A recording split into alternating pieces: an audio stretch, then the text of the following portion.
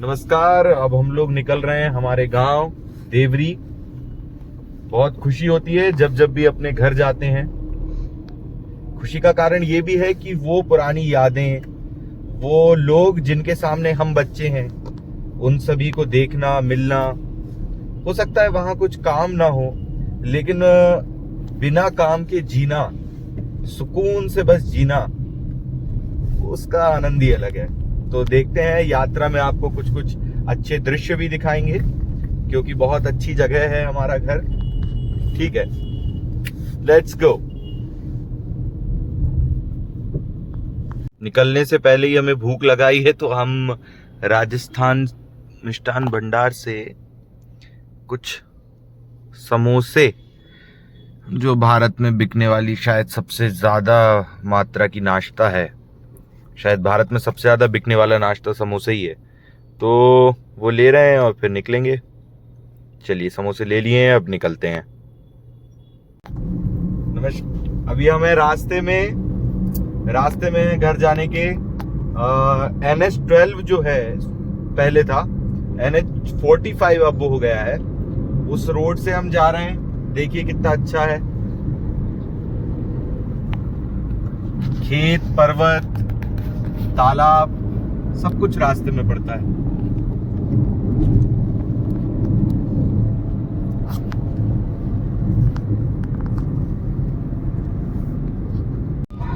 चल रहे हैं हम। देखिए, रोड पहले बहुत खराब था, ये बहुत ही अच्छा हो गया है। हालांकि पशुओं की समस्या है। गौ माता जो हमारी सब कुछ होती हैं, शायद होती थी, हो रहा है। और सरकारों को भी इस तरफ ध्यान देना चाहिए कि कैसे लोगों को भी सजग करें, क्योंकि अभी आप देखेंगे कि दो लोग बहुत रॉन्ग साइड से निकले। तो वो दिक्कत ये है कि लाइसेंस जो है वो कैसे दिए जा रहे हैं, लोगों को अवेयर क्यों नहीं किया जा रहा है। एनजीओस के माध्यम से करें या कैसे भी करेंगे। तो ये देखिए, ये रॉन्ग साइड जा रहे हैं, ये रॉन्ग साइड जा रहे हैं। तो उससे क्या होगा कि जो सही चल रहा है उसको नुकसान है। इसलिए चलिए, हम तो यात्रा का आनंद लेते हैं। देखिए, कुछ अच्छे टूरिस्ट प्लेस भी आएंगे जो हम आपको धीरे धीरे बताएंगे। आज वहां लेके तो नहीं जाएंगे हम आपको, लेकिन हम उनका मोड़, उनका रास्ता, वो सब आपको दिखाएंगे आज। बचपन से ही मुझे जानवरों के प्रति बहुत लगाव है। मैं ये नहीं कह सकता कि मैं एनिमल लवर हूँ, क्योंकि प्रेम के लिए तो बहुत ज्यादा समर्पण चाहिए। लेकिन हाँ, मुझे जानवर देखना, उनके साथ रहना, हर प्रकार के जानवर। कई घंटों तक मैं वन विहार में बैठा रहता था, केवल देखता रहता था जानवरों को। गौ माता से प्रेम तो स्वाभाविक ही है। तो अभी हमें यहाँ कुछ बंदर मिलते हैं रास्ते में, तो हम लाए हैं उनके लिए ढेर सारे केले और गौ माता के लिए रोटियां। तो अब हम देखते हैं, उनसे मिलके देखते हैं आज। गौ माता, रुको रुको रुको, आराम से। अरे यार, ये बड़ी हिंसक गौ माता है। सभी को आने दो। ये लो, स्वार्थी मत बनो। ये ले भाई, ले।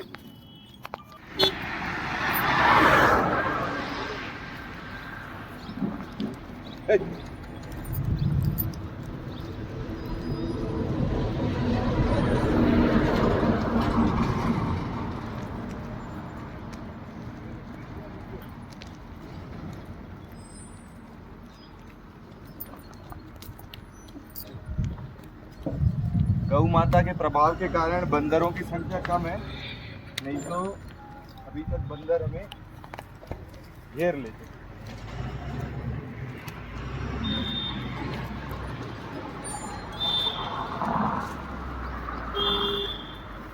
आज तो ये गौ माता जो गुस्से वाली है, रुको रुको,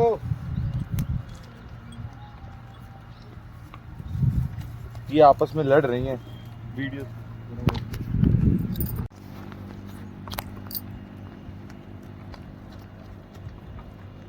आज लगता है बंदरों पे शामत आ गई है। ये लो जी बंदर जी, क्या हुआ, तुम्हारे बाकी लोग कहाँ आए जी? छील छील के खा रहे हैं। देखो आप पास से बनाओ उसका वीडियो।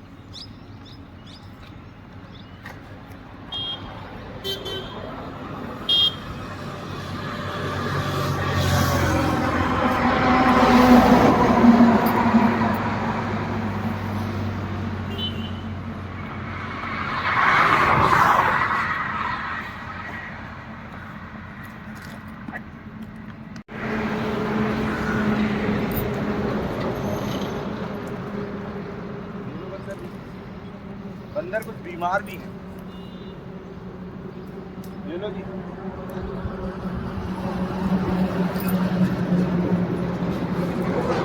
आपकी बात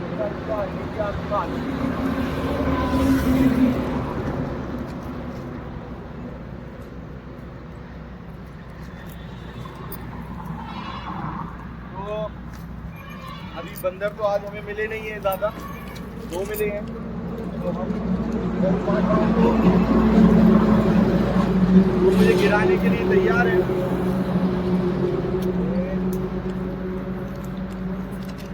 और उनने मुझे से ये तय कर लिया है कि ये केले उन्हीं के लिए थे। बंदरों का इन पे कोई अधिकार नहीं है। मेरे हाथ को काट भी लिया है गौ माता ने।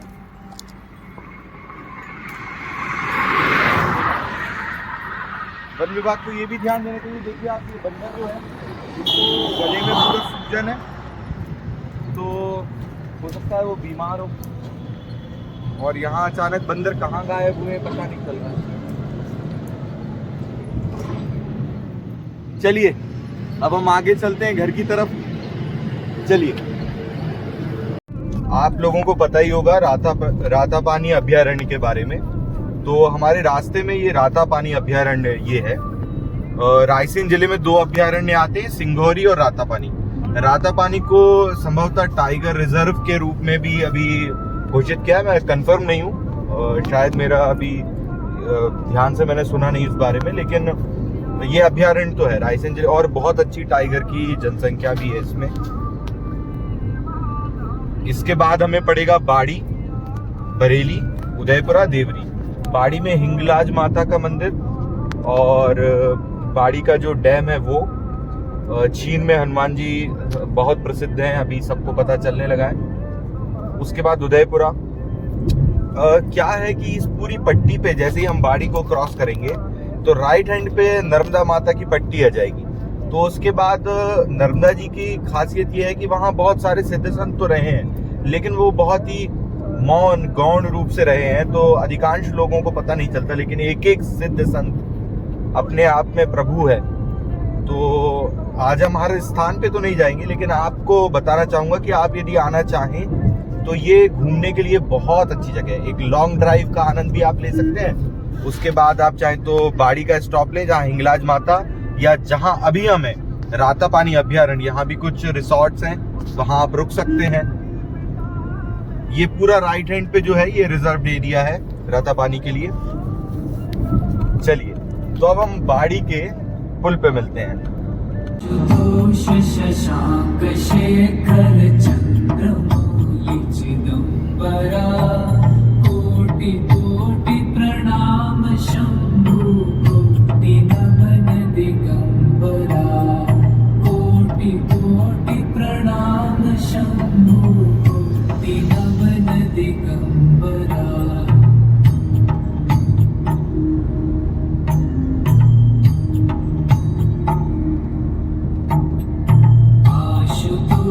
शशांक शेखर चंद्रमौलि चिदंबरा, कोटि कोटि प्रणाम शंभु, कोटि नमन दिगंबरा।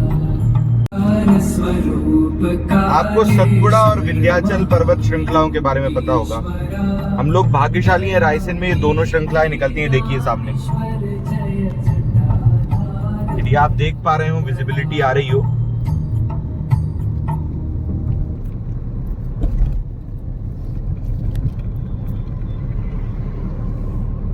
संभवतः अभी टूरिज्म की दृष्टि से उतनी नजर लोगों की इस क्षेत्र पे गई नहीं है, लेकिन यदि कभी यहाँ पे पर्यटन को बढ़ावा मिलेगा तो यहाँ सब कुछ है, सब कुछ। अब जब हम इस पर्वत की गोद में पहुंचेंगे तब आपको फिर से दिखाएंगे और आपका मन करेगा कि चलिए देवरी की तरफ चलते हैं।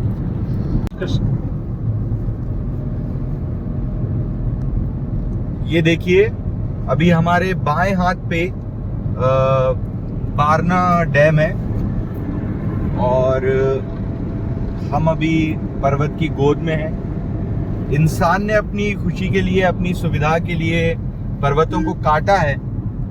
इसका दोष तो हर इंसान को लगेगा, लेकिन शायद ये प्रगति के लिए या आधुनिकता जिसे हम कहते हैं उसके लिए आवश्यक भी है। लेकिन हाँ, इसके दोषी हम सब हैं। प्रकृति का दोहन हम सभी के माथे आएगा। ये देखिए, सामने देखिए कितना सुंदर नजारा है। तो आइए आप भी कभी भी एक लॉन्ग ड्राइव के लिए इस रोड पे। बाड़ी में आपको कई रिसोर्ट मिलेंगे, वहां आप रुक सकते हैं, स्टे कर सकते हैं। और उसके आगे यदि आप जाना चाहें तो बाड़ी से कुछ ही दूर हिंगलाज माता का मंदिर है और भी कई अच्छी सिद्ध स्थान है जहां आप जा सकते हैं। नहीं तो आप बारना डैम जा सकते हैं यदि आपको बोटिंग वगैरह करनी हो। ये देखिए, लेफ्ट साइड भी देखिए। सीमित साधनों से हम आपको शो कर रहे हैं, इसलिए हो सकता है आपको बहुत सुंदर मनोरम दृश्य ना लगे। ये देखिए, सामने की पर्वत श्रृंखला देखिए कितने अच्छे। अब हमारा दायित्व भी है कि हम इन वृक्षों को, जितना दोहन हम कर सकते थे उतना हमने किया है। हमारी सुविधा के लिए रोड्स बन गए हैं, लेकिन अब हमें इनको संभालना है, इन पर्वतों को।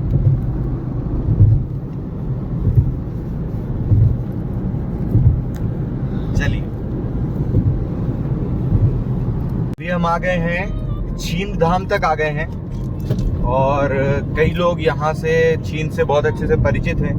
वर्तमान में तो मंदिर का स्वरूप भी बढ़ गया है और बहुत अधिकांश लोग शहरों से दूर दूर से आने लगे हैं। एक समय था जब केवल बरगद के पेड़ के नीचे, बरगद या पीपल, आई एम कंफ्यूज, उस पेड़ के नीचे हनुमान जी महाराज स्थापित थे। उस समय से मेरे नाना जी तो वहां जाते रहे हैं और अब तो मंदिर का बहुत भव्य रूप है। बहुत सिद्ध स्थान है चीन। तो आपको बता देता हूं कि आपकी लॉन्ग ड्राइव पे यदि आप आएंगे तो एक अच्छे जगह आप उसको, ये रहा चीन धाम का गेट। NH-12 पे राइट हैंड पे ये पड़ता है, बरेली से कुछ किलोमीटर आगे। यहाँ से आप चीन धाम जा सकते हैं। मंगलवार को तो बहुत भीड़ होती है। मैं आपको सजेस्ट करूंगा कि आप मंगलवार और शनिवार अवॉइड करें यदि आप केवल भगवान से नॉर्मली मिलना चाहते हैं टाइम लेके तो।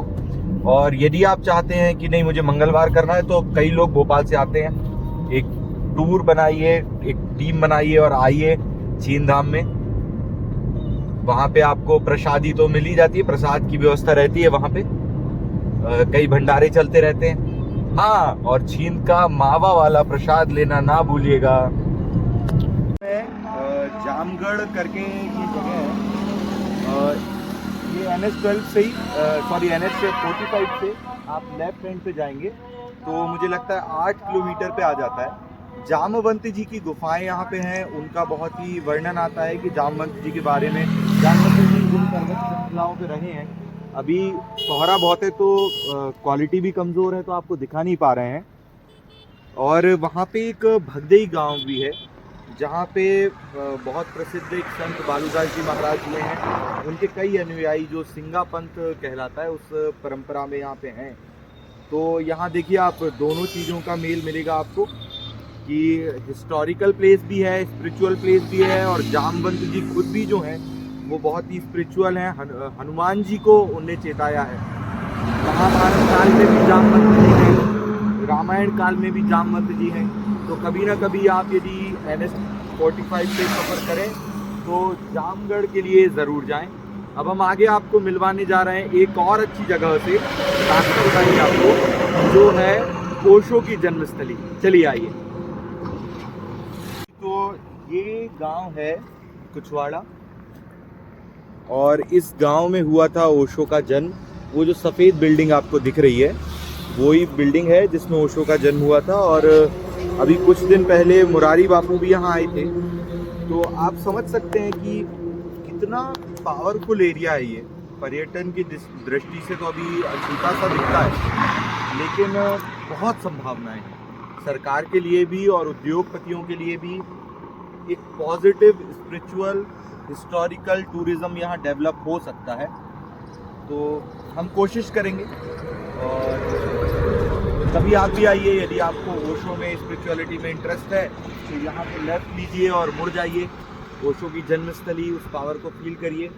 तो आपको हमने इस एरिया में आप आएंगे तो हिंगलाज, शीन, ओशो का धाम, भगदई, जामगढ़, और एक और बहुत अच्छी जगह है, एक पांजरा करके गांव है, वहाँ पे आगे एक जगह पे मठी धाम, वो भी हनुमान जी का स्थान है।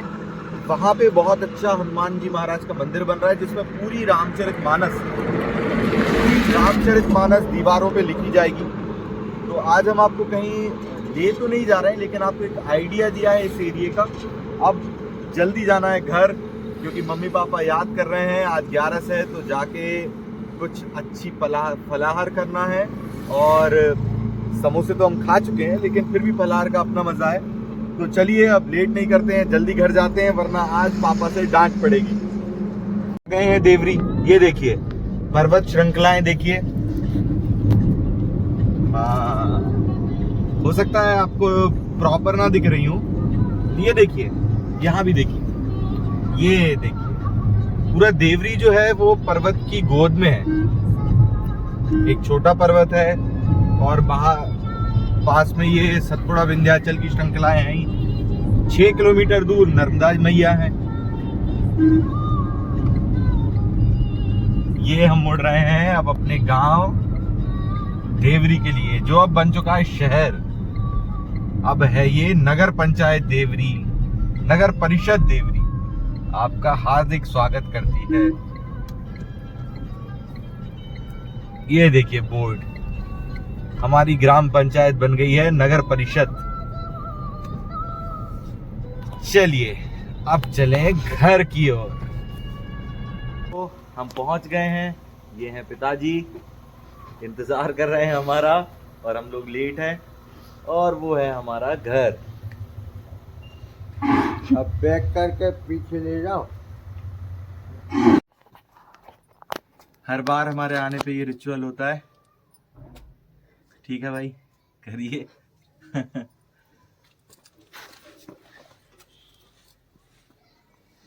माता पिता के घर का जो सुख है वो और कहीं नहीं। चलो और ले दो हमें।